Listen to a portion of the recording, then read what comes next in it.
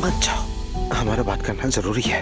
ओजान, जुमाना फातिमा बार बार phone कर रही है, कहती है कोई बात करनी है। कहाँ हो तुम? मैं यहाँ हूँ सफियाबा। जब हम ओजान का रिश्ता लेके आएंगे ना तो तुम ये तब पहन लेना।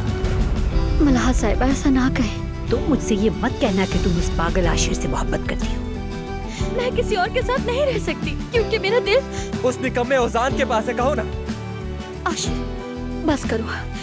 अगर तुम चाहती हो कि ओजान जिंदा रहे और मैंने जो किया था उसे ना दोहराऊं दोबारा, तो वापस आ जाओ जुमाना। ओजान! पिछली बार जिन गाड़ियों ने मुझे सड़क पे टक्कर मारी थी उन्हीं गाड़ियों में से एक थी। ओजान की जान तुमने लेनी चाहिए। नहीं हो सकता। किसी ने मेरे बेटे ओजान पर गाड़ी चढ़ा दी। ये सब तुमने करवाया ना?